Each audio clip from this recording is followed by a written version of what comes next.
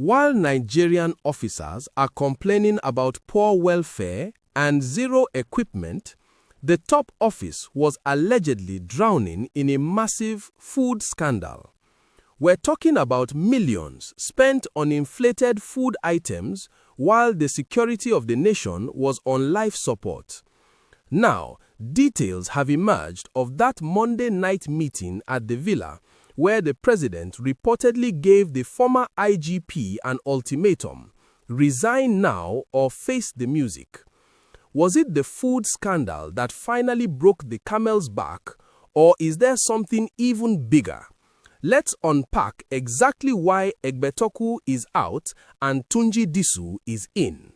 While Nigerian officers are complaining about poor welfare and zero equipment, the top office was allegedly drowning in a massive food scandal. We're talking about millions spent on inflated food items while the security of the nation was on life support. Now, I know what you are thinking.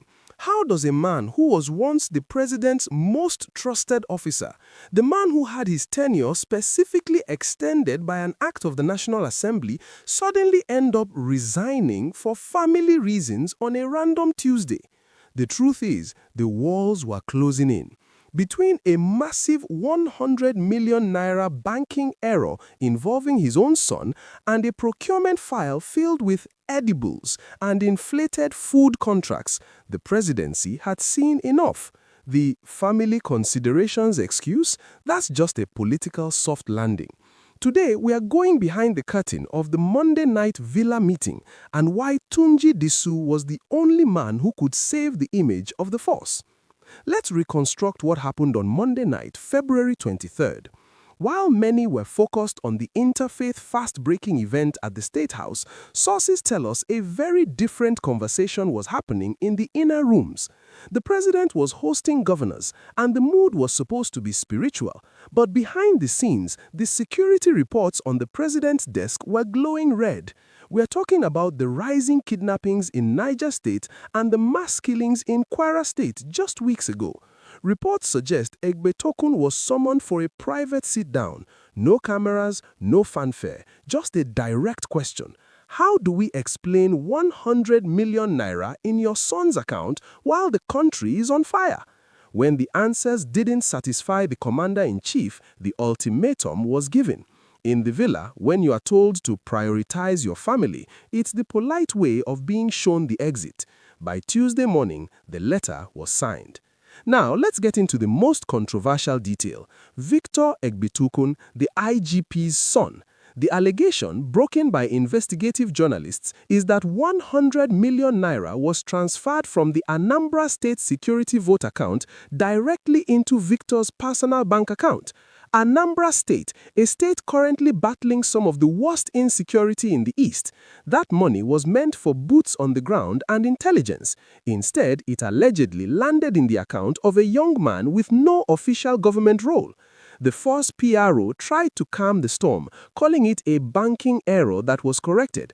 But ask yourself, how does a precise 100 million naira accidentally land in the account of the IGP's son from a government security fund?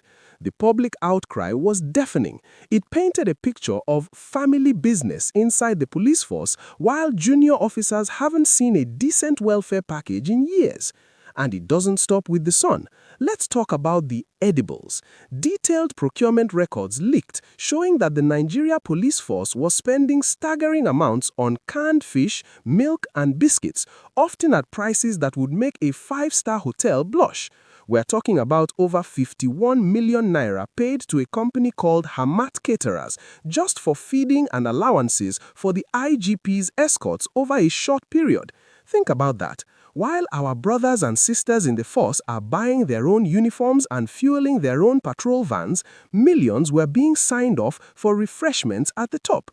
This food scandal became the symbol of a leadership out of touch with the reality of the rank and file. It wasn't just about the money, it was the insensitivity of the spending while security was on life support. Then there is the issue of the overstay. Egbetokun was supposed to retire in September 2024 when he hit 60, but the law was amended specifically to keep him in the seat. This created a massive bottleneck. Senior officers, DIGs, and AIGs who were supposed to move up were stuck. Morale was at an all-time low. But the final nail in the coffin? State police. President Tinubu is determined to launch state police in 2026. He told the governors on Monday, "We must be bold enough to reform what is not working." Egbetokun was seen as a centralist, someone who wanted all the power in Abuja. To make state police work, Tinubu needed a new man who understands modern decentralized policing. Enter Tunji Disu, the good guy cop, the former RRS and IRT boss who actually has public trust. So, is Tunji Disu the savior, or is he just another placeholder?